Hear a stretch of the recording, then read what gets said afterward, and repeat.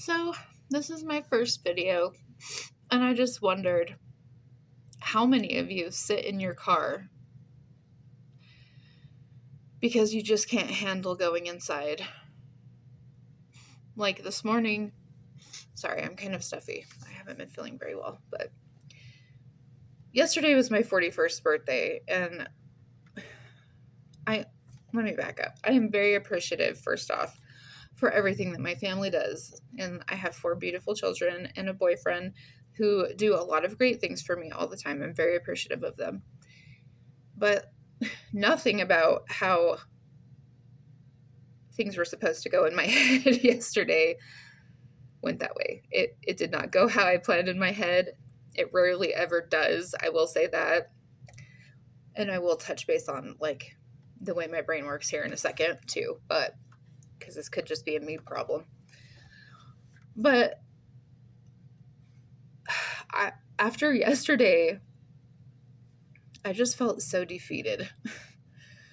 And after I drove my boyfriend to work this morning, because like we share a car, and I own a home care agency, so I have to have my car on me.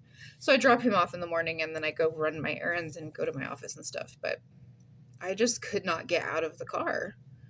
I just sat there and stared off into space. And like, I can't even say that I was really thinking about anything. I was just like, my mind was a blank, and I felt heavy chested, and I don't know, like the whole weight of the world was just sitting in my chest. And I think that mothers, especially, not to discount fathers and people who aren't mothers and fathers too, because, the world can tend to be heavy for anyone. Life can be heavy for anyone. But I know specifically about mothering because I am one, and I feel like mothers specifically can just get so overwhelmed. And, I know that I love being a mom. I absolutely love being a mom. It is the best thing that has ever happened to me. But there are times that I feel like I give so much of myself and don't get very much back. and and I know I do get things back, maybe not in the exact same ways, but I know I do get blessed. But I'm sure that people can relate to what I'm saying.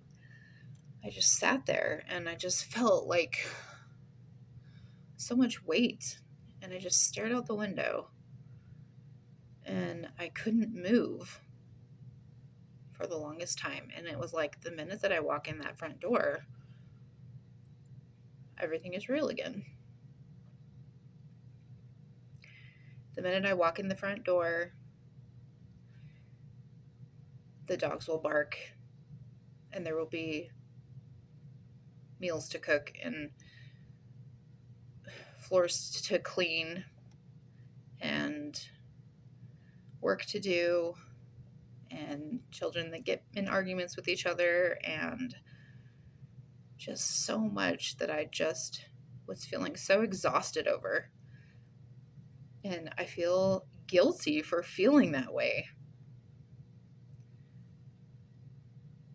And I wonder how many people feel that. It can't be just me. I know it can't, because we're human.